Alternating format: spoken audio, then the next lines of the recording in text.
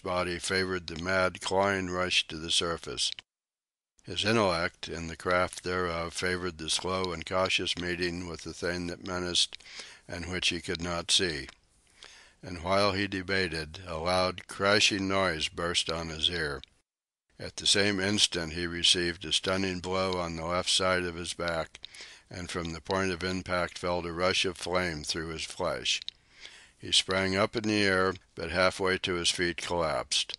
His body crumpled in like a leaf withered in sudden heat, and he came down, his chest across his pan of gold, his face in the dirt and rock, his legs tangled and twisted because of the restricted space at the bottom of the hole.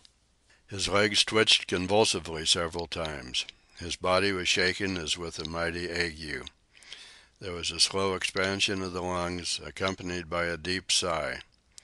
Then the air was slowly, very slowly, exhaled, and his body as slowly flattened itself down into inertness.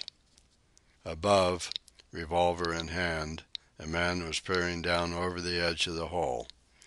He peered for a long time at the prone and motionless body beneath him. After a while the stranger sat down on the edge of the hole so that he could see into it, and rested the revolver on his knee. Reaching his hand into a pocket, he drew out a wisp of brown paper. Into this he dropped a few crumbs of tobacco. This combination became a cigarette, brown and squat, with the ends turned in. Not once did he take his eyes from the body at the bottom of the hole. He lighted the cigarette and drew its smoke into his lungs with a caressing intake of the breath. He smoked slowly. Once the cigarette went out and he relighted it. And all the while he studied the body beneath him. In the end he tossed the cigarette stub away and rose to his feet. He moved to the edge of the hole. Spanning it, a hand resting on each edge, and with the revolver still in the right hand, he muscled his body down into the hole. While his feet were yet a yard from the bottom, he released his hands and dropped down. At the instant his feet struck bottom, he saw the pocket miner's arm leap out, and his own legs knew a swift, jerking grip that overthrew him. In the nature of the jump, his revolver hand was above his head. Swiftly as the grip had flashed about his legs, just as swiftly he brought the revolver down. He was still in the air, his fall in the process of completion, when he pulled the trigger. The explosion was deafening in the confined space. The smoke filled the hole so that he could see nothing. He struck the bottom on his back, and like a cat's, the pocket miner's body was on top of him. Even as the miner's body passed on top, the stranger crooked in his right arm to fire, and even in that instant the miner, with a quick thrust of elbow, struck his wrist. The muzzle was thrown up, and the bullet thudded into the dirt of the side of the hole. The next instant the stranger felt the miner's hand grip his wrist. The struggle was now for the revolver. Each man strove to turn it against the other's body. The smoke in the hole was clearing. The stranger, lying on his back, was beginning to see dimly. But suddenly he was blinded by a handful of dirt deliberately flung into his eyes by his antagonist. In that moment of shock his grip on the revolver was broken. In the next moment he felt a smashing darkness descend upon his brain, and in the midst of the darkness even the darkness ceased.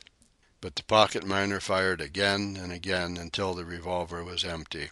Then he tossed it from him and, breathing heavily, sat down on the dead man's legs. The miner was sobbing and struggling for breath. "Measly skunk!" he panted. "A campin' on my trail and lettin' me do the work and then shootin' me in the back." He was half crying from anger and exhaustion. He peered at the face of the dead man. It was sprinkled with loose dirt and gravel, and it was difficult to distinguish the features. "Never laid eyes on him before," the miner concluded his scrutiny. "Just a common and ordinary thief, damn him. And he shot me in the back. He shot me in the back." He opened his shirt and felt himself front and back on his left side. "Went clean through and no harm done," he cried jubilantly. "I'll bet he aimed right all right, but he drew the gun over when he pulled the trigger, the cuss. But I fixed him. Oh, I fixed him." His fingers were investigating the bullet hole in his side, and a shade of regret passed over his face. "It's going to be stiffer'n hell," he said, "and it's up to me to get mended and get out of here." He crawled out of the hole and went down the hill to his camp. Half an hour later he returned, leading his pack horse. His open shirt disclosed the rude bandage with which he had dressed his wound. He was slow and awkward with his left-hand movements, but that did not prevent him using the arm. The bite of the pack rope under the dead man's shoulders enabled him to heave the body out of the hole. Then he set to work gathering up his gold. He worked steadily for several hours, pausing often to rest his stiffening shoulder and to exclaim, "He shot me in the back, the measly skunk. He shot me in the back."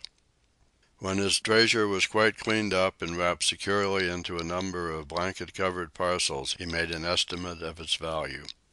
"£400, or I'm a Hottentot," he concluded. "Say 200 in quartz and dirt, that leaves 200 pounds of gold. Bill, wake up. 200 pounds of gold. $40,000. And it's yarn. All yarn." He scratched his head delightedly, and his fingers blundered into an unfamiliar groove. They quested along it for several inches. It was a crease through his scalp where the second bullet had plowed. He walked angrily over to the dead man. "You would you?" he bullied. "You would, eh? Well, I fixed you good and plenty, and I'll give you a decent burial, too. That's more'n you'd have done for me." He dragged the body to the edge of the hole and toppled it in. It struck the bottom with a dull crash on its side, the face twisted up to the light. The miner peered down at it. "And you shot me in the back," he said accusingly. With pick and shovel he filled the hole. Then he loaded the gold on his horse. It was too great a load for the animal, and when he had gained his camp he transferred part of it to his saddle horse. Even so, he was compelled to abandon a portion of his outfit, pick and shovel and gold pan, extra food and cooking utensils and divers odds and ends. The sun was at the zenith when the man forced the horses at the screen of vines and creepers. To climb the huge boulders the animals were compelled to uprear and struggle blindly through the tangled mass of vegetation. Once the saddle horse fell heavily and the man removed the pack to get the animal on its feet. After it started on its way again, the man thrust his head out from among the leaves and peered up at the hillside. "The measly skunk," he said, and disappeared. There was a ripping and tearing of vines and boughs. The trees surged back and forth, marking the passage of the animals through the midst of them. There was a clashing of steel-shod hooves on stone, and now and again an oath or sharp cry of command. Then the voice of the man was raised in song. "Turn around and turn your face unto them sweet hills of grace, the powers of sin yo are scornin'. Look about and look around, fling your sin pack on the ground.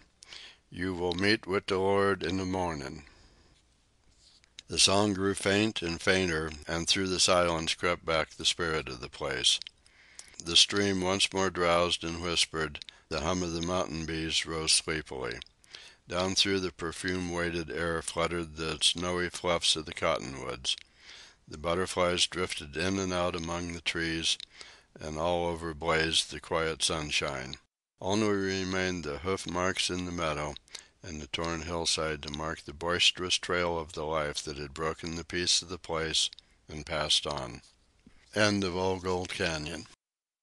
Recorded by Tom Crawford in Cool, California, USA, in July of 2009. In Roughing It, by Mark Twain, Chapter 60, there is also a description of pocket mining, or perhaps one should say pocket miners. It is also available at LibriVox.org.